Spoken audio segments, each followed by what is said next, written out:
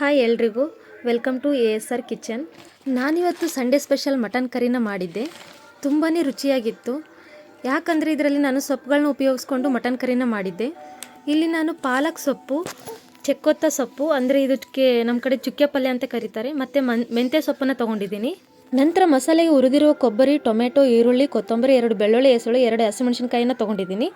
ಬನ್ನಿ ಹೇಗೆ ಮಾಡೋದು ಅಂತ ನೋಡೋಣ. ಈಗ ಆಲ್ರೆಡಿ ಟೊಮೆಟೊ ಈರುಳ್ಳಿ ಫ್ರೈ ಮಾಡಿರೋ ಕುಕ್ಕರಿಗೆ 4 ಚಿಟಿಕೆ ಆಯಿಲು, ಈರುಳ್ಳಿ, ಶುಂಠಿ ಬೆಳ್ಳುಳ್ಳಿ ಪೇಸ್ಟ್, ಅರಿಶಿಣ, ಧನಿಯಾ ಪೌಡರ್, ಗರಂ ಮಸಾಲೆನೇ ಆ್ಯಡ್ ಮಾಡ್ತಾಯಿದ್ದೀನಿ. ನಂತರ ನಾನಿಲ್ಲಿ 1/2 kg ಮಟನ್ನ ತೊಗೊಂಡಿದ್ದೀನಿ. ಚೆನ್ನಾಗಿ ವಾಶ್ ಮಾಡಿಬಿಟ್ಟು ಆ್ಯಡ್ ಮಾಡ್ತಾಯಿದ್ದೀನಿ. ನಂತರ ಇದಕ್ಕೆ ನಾನು ಸೊಪ್ಪನ್ನ ಚೆನ್ನಾಗಿ ವಾಶ್ ಮಾಡಿಬಿಟ್ಟು ಆ್ಯಡ್ ಮಾಡ್ತಾಯಿದ್ದೀನಿ. ಇದು ಒಂದು 2-3 ಮಿನಿಟ್ಸ್ ಚೆನ್ನಾಗಿ ಬೇಯಿಸ್ಕೋಬೇಕು. ಬೇಯಿಸಿದ ನಂತರ ರುಬ್ಬಿರುವ ಮಸಾಲೆನ ನಾನಿಲ್ಲಿ ಆ್ಯಡ್ ಮಾಡ್ತಾಯಿದ್ದೀನಿ.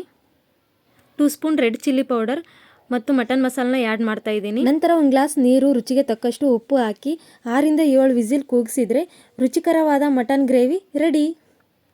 ನೀವು ಒಂದ್ಸರಿ ಟ್ರೈ ಮಾಡಿ ಹೇಗಿತ್ತು ಅಂತ ಕಮೆಂಟ್ ಬಾಕ್ಸ್ನಲ್ಲಿ ತಿಳಿಸಿ. ಮಟನ್ ಗ್ರೇವಿ ಜೊತೆ ಮಟನ್ ಲಿವರ್ ಫ್ರೈನೂ ಸ್ವಲ್ಪ ಮಾಡಿದ್ದೆ. Finally Sunday special lunch ready ಆಯಿತು. Thanks for watching. ಎಲ್ರಿಗೂ ಮುಂದಿನ ವಿಡಿಯೋದಲ್ಲಿ ಸಿಗೋಣ. ಬಾಯ್.